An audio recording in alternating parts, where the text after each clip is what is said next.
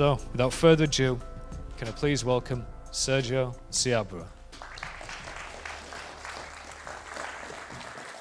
Hey everyone, thanks for coming. My name is Sergio Seabra, or Sergio Seabra, as I'm called over here.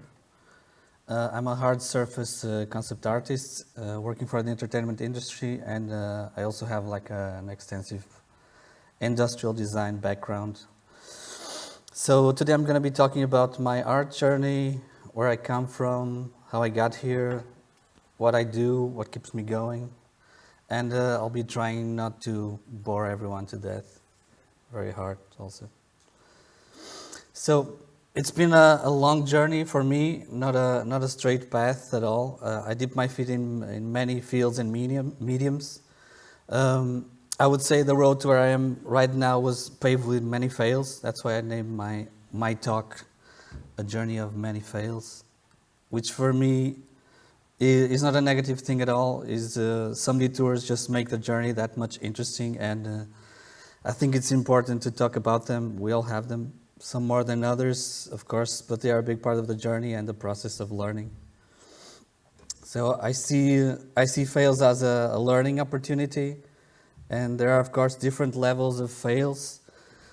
There are the common daily fails when you're trying to get something done and it's just not working out. It's not turning as well as you'd expect.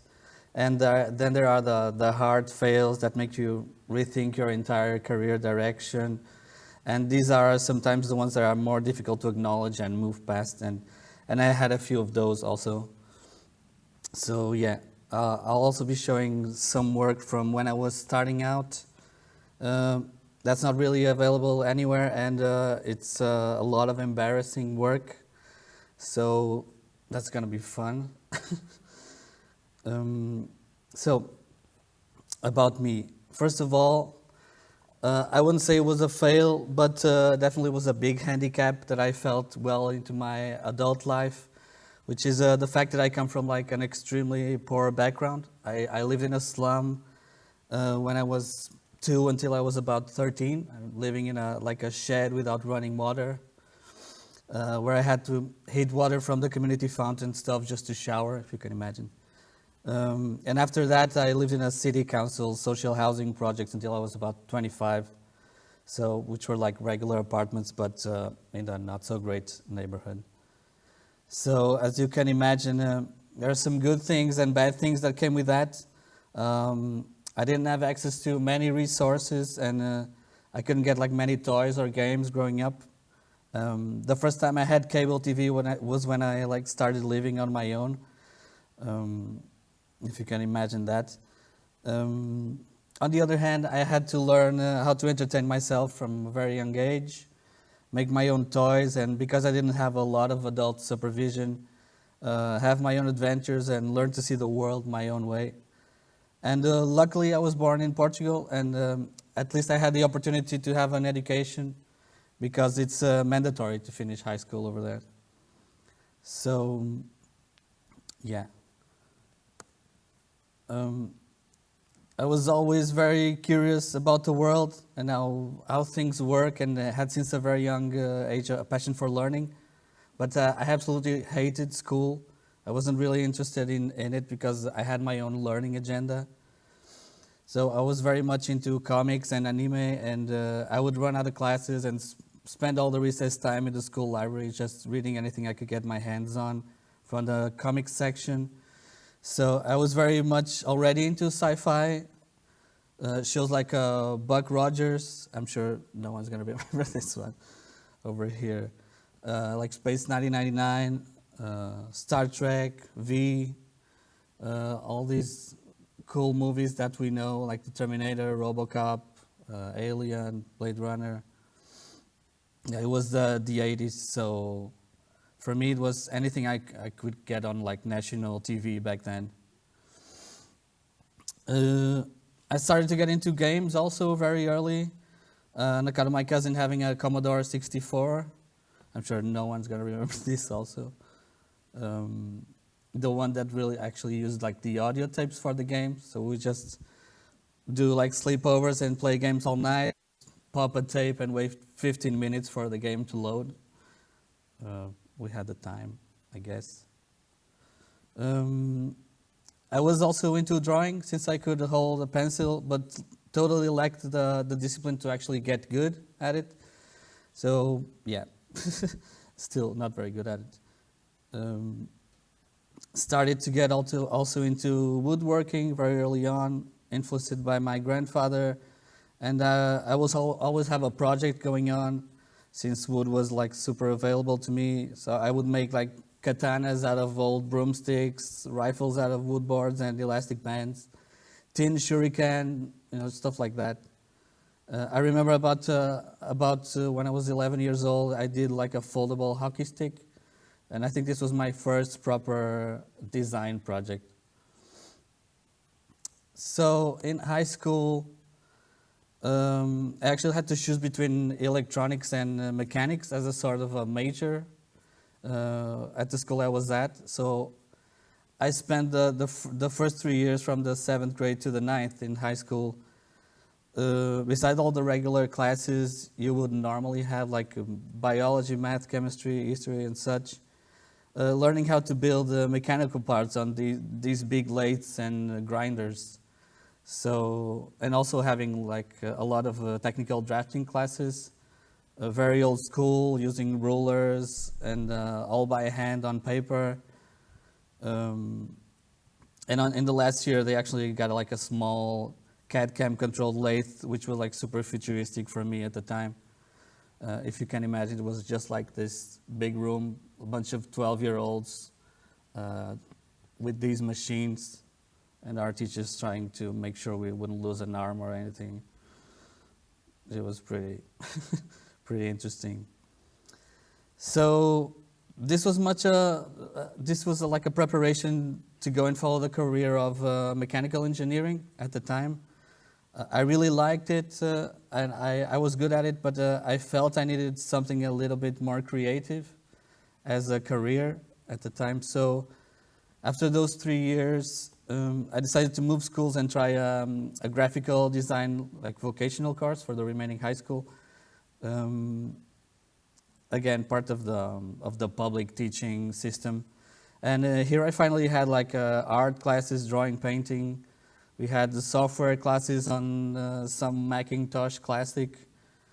I'm really showing my age here, so we would do like fictitious CD covers, magazine covers, logo design, and stuff like that, using like freehand 3.1 and Photoshop, like 2.5 or 3.0, don't remember exactly.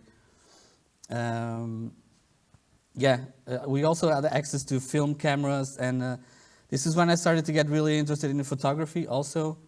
So I stuck with it for a really long time. I ended up having my own lab later on, where I would develop black and white photos. And I even worked as a wedding photographer on a couple of times, which is pretty interesting. Right, so in high school, I started to like get detoured from art, and I started to get really interested in music, both listening and playing. So I started learning guitar and bass, playing in various bands, and it started to be a big part of my life at the time. So after high school, I took that detour and decided to actually pursue a musician education. So I couldn't really afford not to work, and I had to like get an office job, like an office boy job, just to finance the classes. And I went on to study electric bass at a jazz school for a couple of years. This was really big for me because it really changed the way I learn in a big way. I could, for the first time, learn how to get laser focus for short periods of time, and also get the discipline to be patient in the learning by repetition, and how to embrace the fails and build upon them. So after that, my band actually, I had like an indie band, and we actually won a national competition, and I started a semi-professional musical career that had a span of about 8 years, recording, touring locally, and rehearsing, and still keeping the office job. which later on I had been like promoted to a data management position. Yeah, and all this was just I could support this and myself. So there's a lot of overlapping between these occupations during this time. After finishing the music studies, I did the exams again to get back into uni for graphic design, but I didn't really finish the first year because I was extremely exhausted because I was trying to do everything at the same time. And I think this was my first real burnout. This was like a huge fail for me, realizing I couldn't do it all at once. So I was about 25 at the time, so I had to pause that for a while. At the same time, I knew the musician career wasn't going to be very stable or profitable, and I looked down the line and seeing myself living as a very cool hobo, and I realized I didn't really want that for me. So I knew I had to let it go at some point. And this was also a huge fail because it was a big part of my life and even my personality at the time. So giving that up was somewhat painful. On the final years of that career, I was trying again to get back to uni. Still convinced I was going to graduate in graphic design. But after the first year, which is like common to all the majors, I decided that industrial design was exactly what I was looking for, and I kept with it and I graduated. So unfortunately, another fail. Just when I was graduating, the 2008-2009 financial crisis hit, and a lot of the industry in Portugal and everywhere started to go under. So I couldn't really get a job anywhere, and at this point I had already left the job, the office job, because the contract ended, and I was actually working at a hostel for a couple of years just to pay for the tuition and get by, and actually just hustling, just doing whatever freelance work I could get. Logos, websites, 3D animation, modeling. And I finally managed to get a somewhat steady stream of industrial design work that would keep me afloat. This is some of the work that I don't show anywhere for a reason. Because after some time doing this, I realized I wasn't too happy with the quality of my work and the type of work I was getting as a freelancer. I wanted to get better at drawing and modeling and design in general. And this was about the time people started to share more of their process, like on YouTube and Gumroad. And this was when I really started to consider actually switching to concept. I had a bunch of like these crappy design projects just to pay the bills. And, that I'm not going to show this ever again.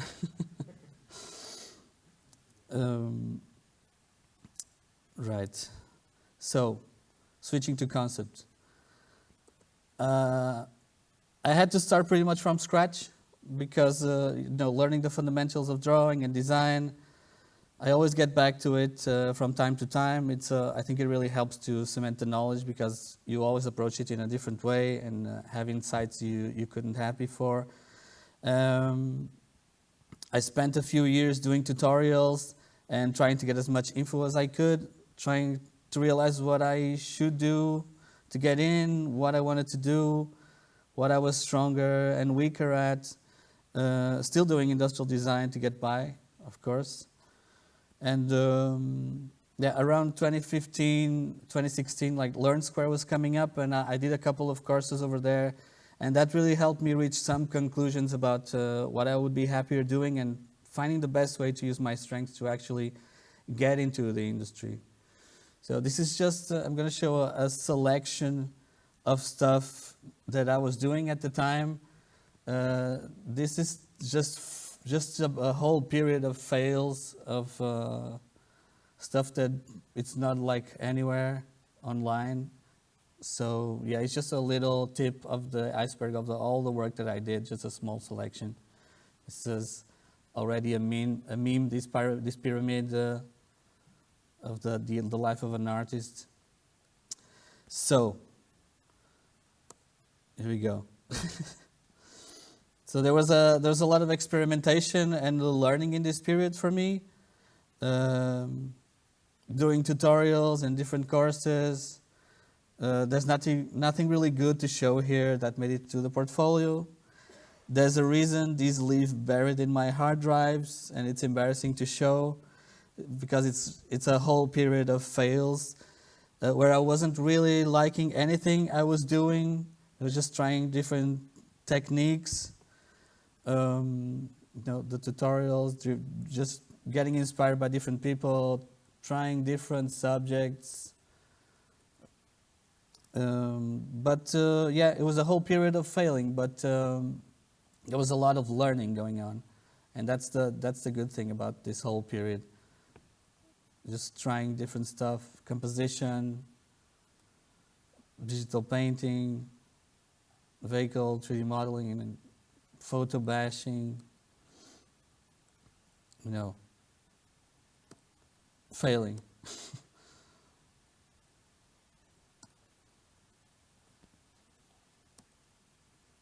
Some environments, I was trying out techniques.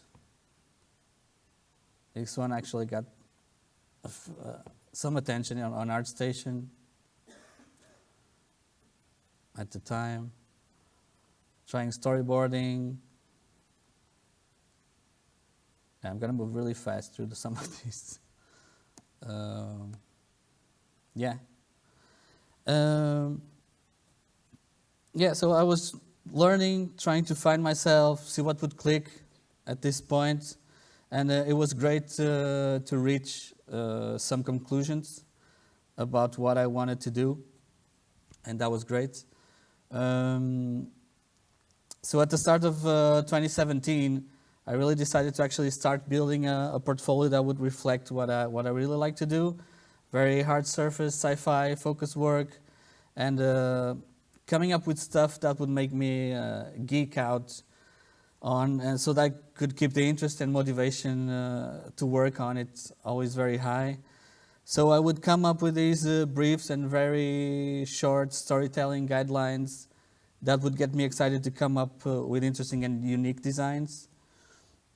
And at the same time, it would be a reason to practice and develop the skills further. So I had a bucket list of stuff that I wanted to try. And I started with like a helmet series. Just using what I've learned on the whole period of fails.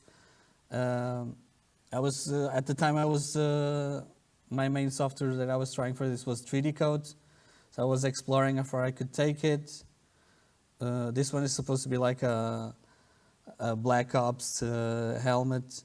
And I was thinking about the storytelling on these. I was thinking about I could add interesting details, like these gills in the side, and how they would filter the air and stuff.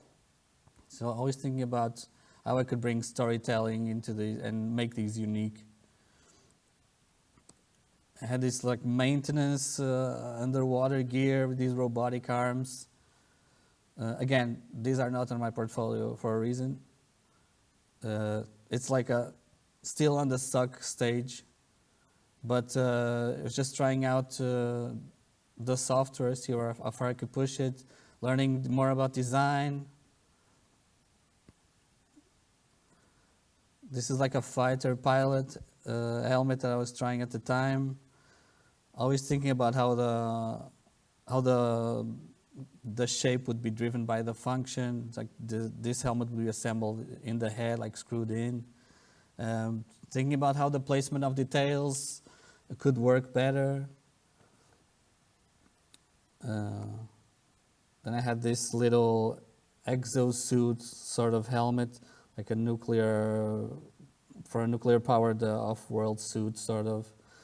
And just thinking about all the functions, how these could be versatile in different hostile environments and sustain life, have all these little filters and see how this would drive the shape. And this was very much inspired by medieval armor helmet, as you can probably tell. Again, this didn't make it. It's all in my hard drives. So next on the bucket list, I started doing weapons because those are all 3D code, and it was great to reach some conclusions with this series, the helmet ones, that I couldn't really get that crisp result that I was looking for, that I could go really like deep on the scale of details. There is a limit with 3D code, and stuff starts to get like pixelated with the voxels. So at this point I switched to Fusion, and I did also a few weapon designs trying to bring some storytelling into it, and getting more comfortable with Fusion at this point.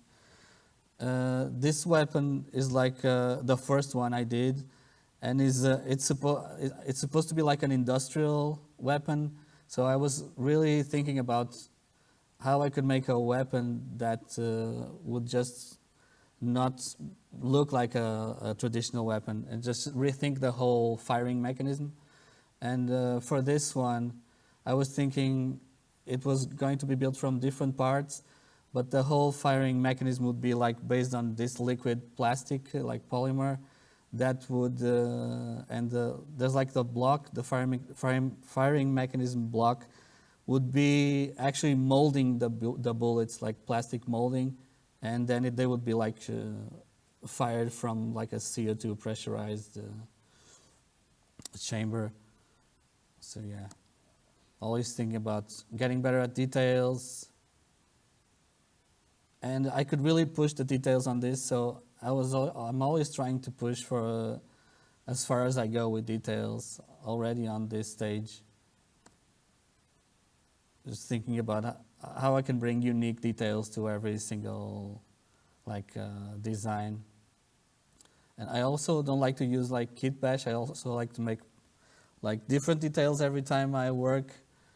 I think maybe because I want it to look unique, I don't want people to identify the details like across different objects. And yeah, so it takes more time. Especially at this stage, these projects were taking a little bit more than expected. Yeah, at the same time, I'm getting better at presentation and stuff, so just really getting inspired by work that I see. Then I did this sort of plasma arc cannon shooter. Again, always thinking about what I didn't see on ArtStation, what I would like to see, and this is more like rethinking again the whole what a weapon could be instead of shooting like projectiles. This one shoots like an arc, an electricity arc, and I was thinking about this for like a cyberpunk setting. Sort of exploring different technologies, always thinking about the function first and the usability, and always trying to come up with interesting details and different ways to apply them.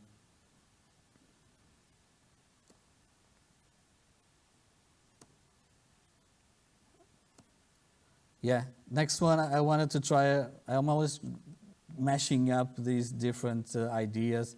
And I wanted to try like a double barrel like sniper, long range sniper. So this is obviously not very practical, but yeah, it was good to. Again, these are all not only I'm thinking about portfolio building, but I'm thinking about always trying to get better at design, always facing it with from a learning perspective and a practice perspective at the same time. Yeah, so this would like shoot. They wouldn't shoot the double barrel at the same time. They would shoot like independently, because I was thinking the the loading of the sniper rifles is always takes too long, even with like an automatic trigger. So you would have faster reloading times.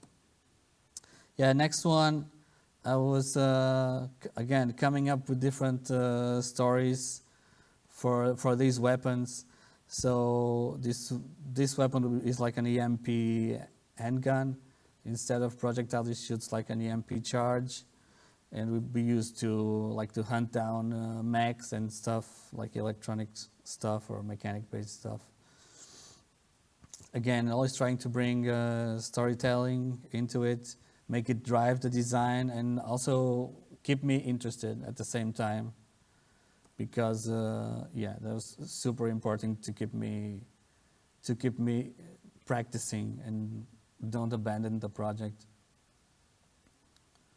Yeah, I was trying to see how I could bring different details, different attachments, different ways how to use the attachments, and just thinking really hard about function. Some details here, I'm not super happy. I mean, in hindsight, but yeah, part of the learning process. But I was definitely getting better at using detail over here at this stage. So yeah, and then the last one of this series is like a super fun thing. But I was just geeking out on the whole story for this weapon, and I call this like shotgun and frag grenade launcher the Nutcracker. I have a description for it. The description is like it's a perfect companion for memorable introductions. If you plan to raid a drug cartel or by any reason find yourself trapped by a horde of zombies, this is the buddy you want in your backpack. Automatic 12 gauge and a frag launcher with some extra touches if you ever need to crack some skulls in close combat. So yeah, I was just having fun with the idea of having a melee weapon in a shotgun and have it do just launch grenades at the same time. Yeah, and I was thinking about how I could make this look interesting, make it look unique, and just make it look different from what I was seeing. And trying to use like these detail, accent colors, and design details in a way it will look like it makes sense in the real world also. So at this point, I'm always trying new stuff, and after this, I decided to try a different workflow, and I started trying some vehicles, but using a Blender box cutter workflow, just to see how far I could push it in terms of like detail and speed. So I did a couple of vehicles with that purpose, and the first one was this SpaceX Mars rover. It's only a SpaceX because I slapped the logo in there, but it's a Mars rover. I was starting to get better at proportions at this point, I think, and it was fun to try it out. Sometimes I try to reinvent the wheel a lot. It may feel like overkill, but that's what keeps it challenging for me. And the main thing that was keeping me interested in this design was actually the wheel that has like an inside hydraulic system that you can activate, and it just improves the traction. It just brings out these wedges out. Yeah. And the next one I tried on this series was actually I'm a big fan of the Neuromancer by William Gibson, and I was trying to come up with a vehicle that would fit in that cyberpunk universe. So this is the MASU, which stands for the Mobile Autonomous Surveillance Unit, and it's like an unmanned like drone car that deploys a small flying drone. Again, trying to reinvent the wheel, come up with like different stuff that I haven't seen out there, and trying an edgy design. So this was actually before the Tesla Cybertruck design came out. So you wouldn't see a lot of automotive designs using hard edges. Like 4 years ago, I think the Cybertruck really changed a lot of stuff. Again, always trying to come up with different detail for these different projects. Stuff that would make sense. Again, the wheel is like a weird suspension system where it's I don't know how to explain this. It rotates not on an axis. The axis is on the lower level, and the suspension is actually a part of this axis. So after this, still trying stuff, always trying new stuff. After doing some tutorials, I decided to try out a few environments using Blender and Octane with a displacement map-based workflow, which Ivan mentioned yesterday was pretty cool. So it's pretty much the same workflow. It's just using displacement maps on Octane and just doing the block out of these the main shapes in Blender and doing the UVs, the UV separation in Blender, and then trying out different displacement maps to build this sort of city vistas really fast. I was trying out this workflow for a little bit, coming up with some interesting stuff. Some of this is still in my art station. Some of it is not anymore. Trying different subjects, always trying to apply what I learned about composition and stuff, and trying it out, failing basically. So after this, I actually went back to Fusion and trying vehicles in Fusion, which is something I hadn't really done before. And I did like the Nazgul overbike. And this one was actually a big breakthrough for me, as I really started to feel I was exploring shape in a very satisfactory way, and feeling that I was getting somewhere in terms of technical and design skills, but also in terms of taste.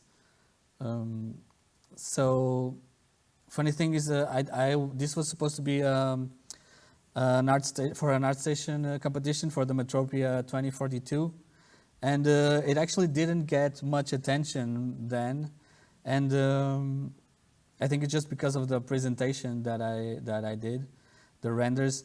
I actually did a mentorship with Alex Seneschal, and he really helped me improve my rendering skills a lot.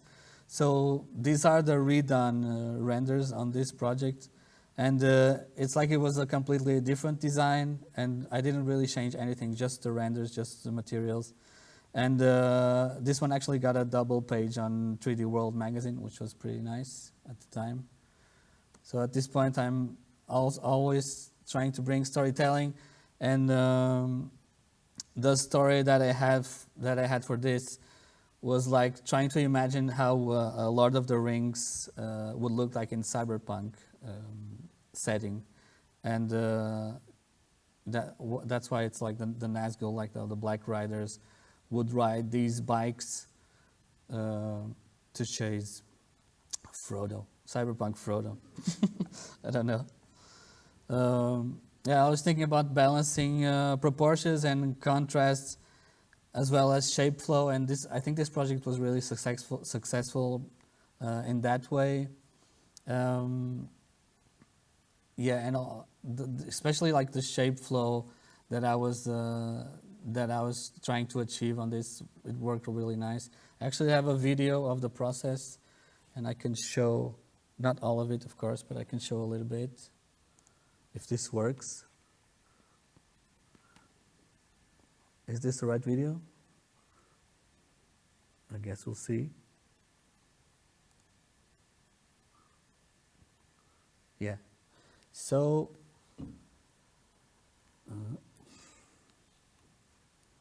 well, I can't see the keyboard.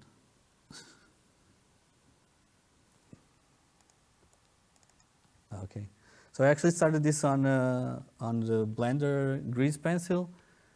So this was pretty much the sketching phase of the process, and it was great to see, to evaluate proportions and really fast, trying to see where I could take the project. Just trying to come up with shapes, just changing them around. And I actually brought like the 2D into Fusion and starting blocking. The early stage, I dumped most of the stuff I did on this stage because I wasn't really achieving the shape flow I was after. So there's like a lot of failing pretty much until halfway when I find the actual flow for the body and the frame. And yeah, this is me geeking out on the mechanical parts and the engine. And I really wanted to have these contrasts between like the small, heavy looking, highly mechanized back parts of the engine and the jet propellers, and a very sort of clean, flowy shapes, curves on the front. So yeah, not worth it to show everything because this is just me geeking out on this engine. And this is fun for me, just coming up with these different engine parts and see how this would affect the design a lot.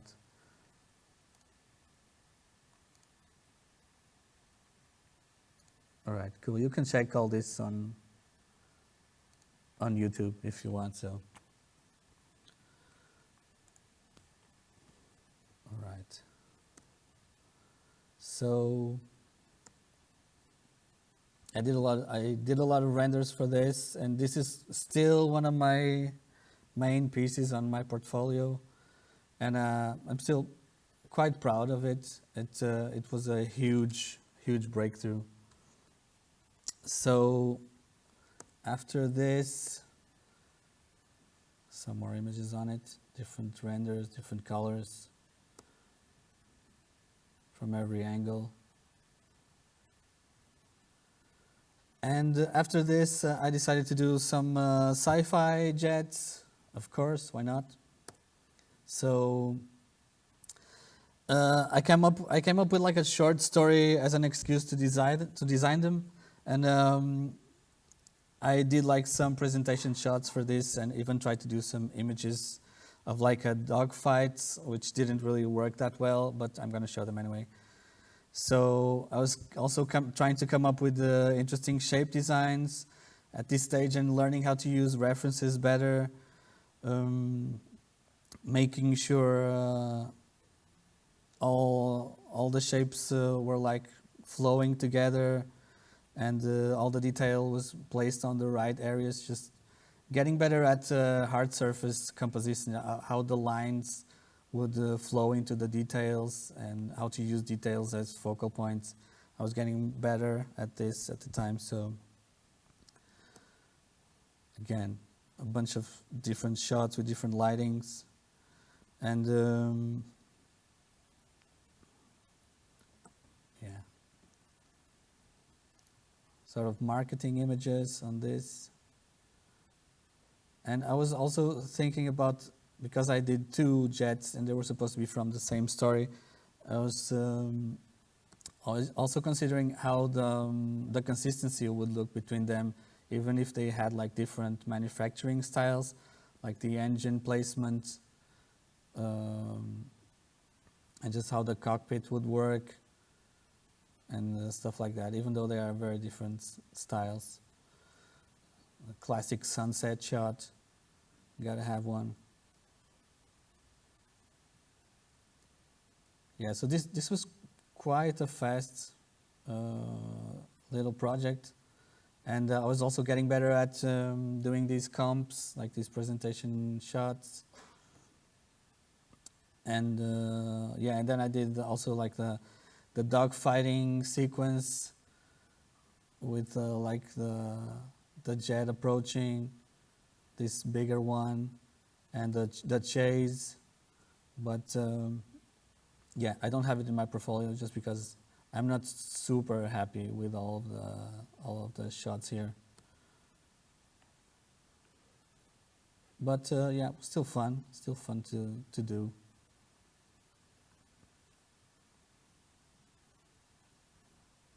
Little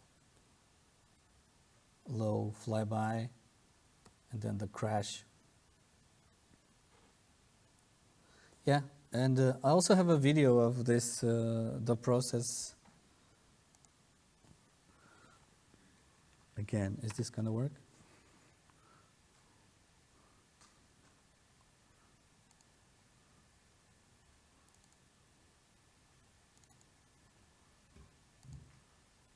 Well, it's not changing the video, but oh, okay.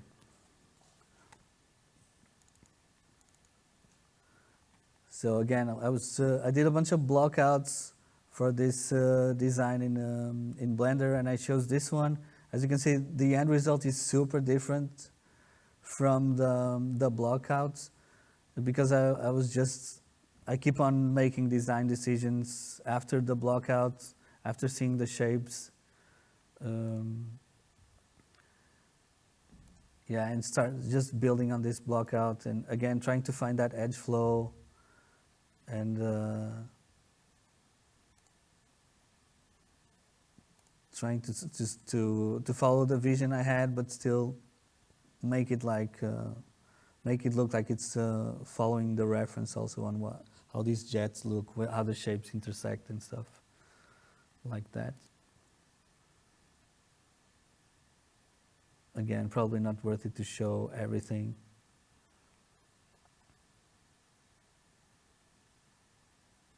Placement of detail, and yeah, I tend to go pretty deep with details. I like to take it as far as I can, and I mainly do this for personal work, and this is all personal work because in like a professional setting, it wouldn't work like that. If I don't have the time to go as deep with the detail, and I'm sure like the 3D artists would hate me if I would do that.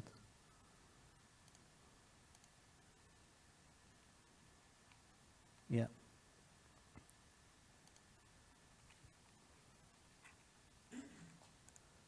Right, next on the bucket list. After this, there was like an online competition sponsored by Hezeract. It's like the art director from NVIDIA, Gabriel Klimov.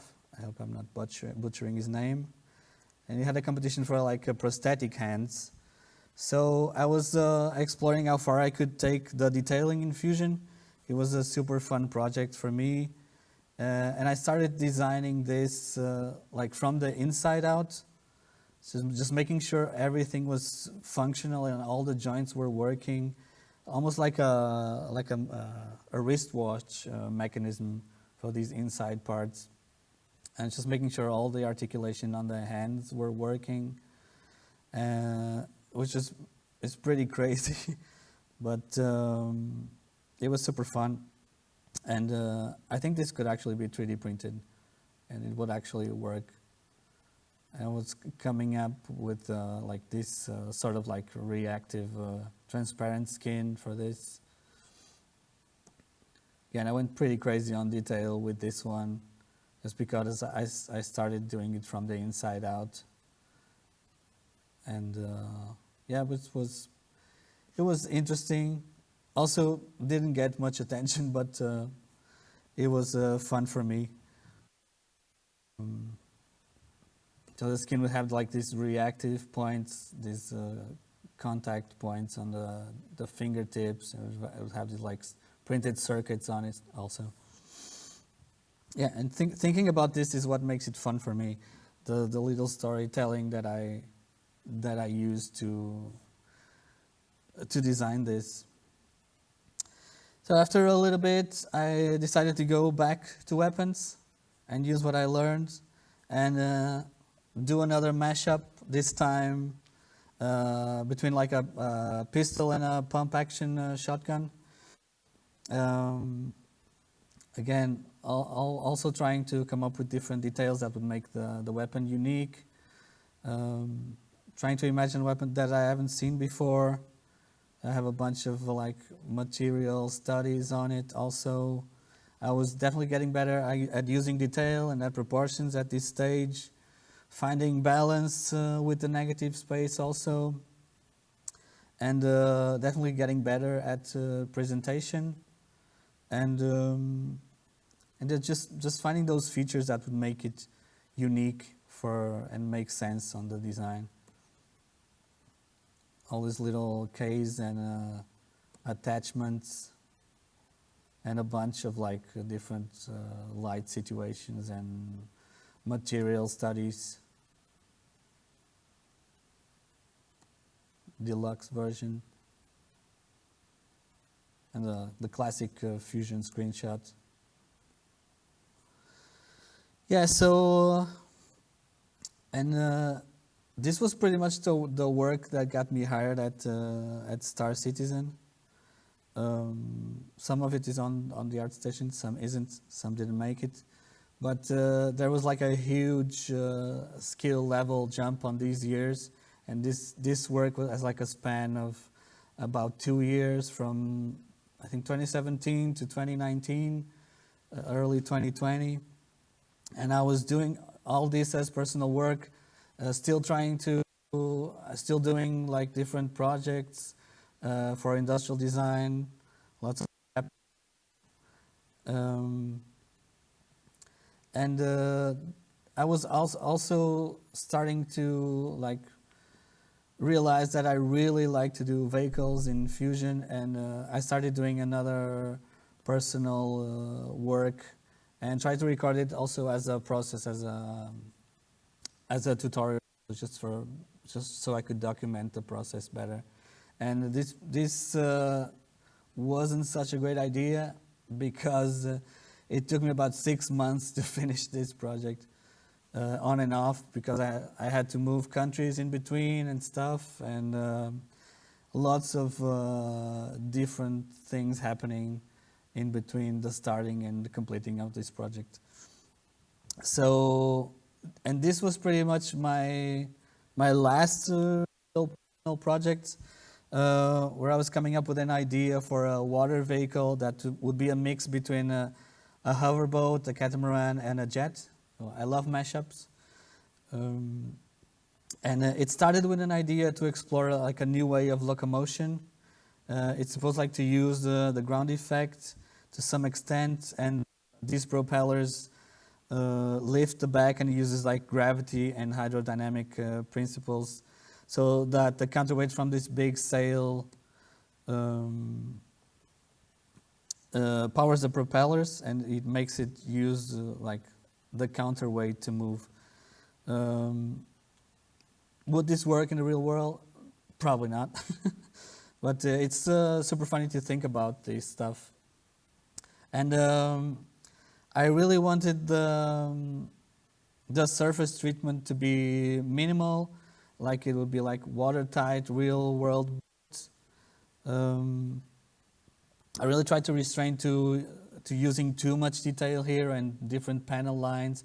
I was mainly focused on getting that shape flow and the main shapes going, and again, nerding out on these propeller engines, which is where I spend most of the time with this design.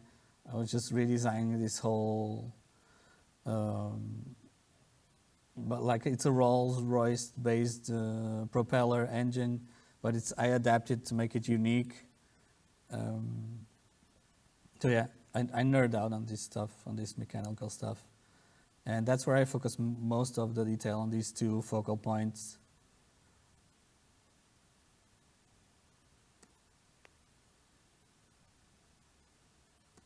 Yeah, also thinking about always shape flow, trying to come up with interesting like shape composition for the design and design details, pretty much the same.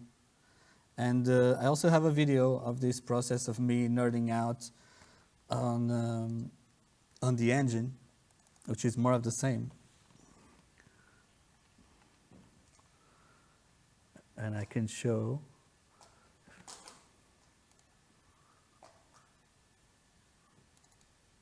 Okay, cool.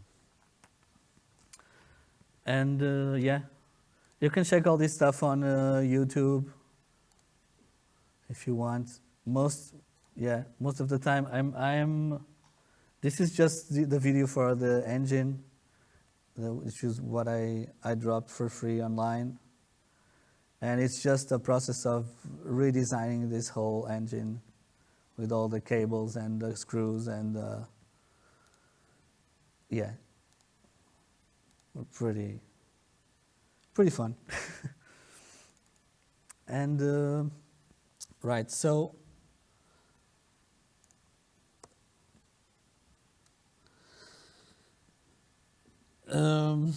so the content of my portfolio is it's very dynamic, and I'm constantly thinking about taking stuff out and throwing new stuff in, and talking about this stuff really makes me consider taking some of them out, and this is pretty much what the work I have is right now.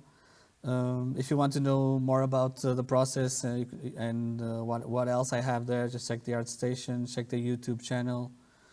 And concluding, so I'm pretty much into the same things that I was as a kid. I'm still into comics, still into anime, still into sci-fi movies and design. So nothing really changed there. The way I'm into them just matured a bit. I was lucky enough to have a curiosity and a thirst to learn, and also like a sense of good taste. And I think that's why I hate most of the stuff I do. And yeah, it's been a crazy ride to get here, and I still feel that I've just arrived, and there are still many things to learn and try out. And honestly, that's what keeps me going. Really, it's learning more about design and the world. And there's nothing quite like the thrill of finding new shapes for me and coming up with these stories, learning new tools, trying new subjects, and honestly just keep failing. I always look forward to my next fails, to failing more, failing faster, because that means I'm learning faster. And if at some point I start being afraid of failing, or I feel that things are just becoming too comfortable, that's when I'll start to worry, because it means I'm not learning anything new, or I'm not growing. Now, there weren't definitely always easy times for me, and for a few years I was working my butt off, and nothing was happening really. And that's when you realize if the passion for what you do is real or not. I thought about giving up a few times, but I just couldn't, and at some point I just gave up on giving up. I realized that even if nobody was going to hire me, I would keep designing this stuff, and because this was just super fulfilling. And I'm not like a big hockey fan, but I really like this famous Wayne Gretzky quote. I think it really puts what failing is into perspective. And if I have one advice to give to anyone starting out, would be just to do the work and keep learning. And as long as you're failing, you know you're good because you're still trying. So maybe this whole presentation was a fail, and I guess you guys will be the judge of that. But even if it is, I'll survive. So I'll learn and move on, and that's it. So here's to all our next fails. So let's celebrate them. Thanks for coming.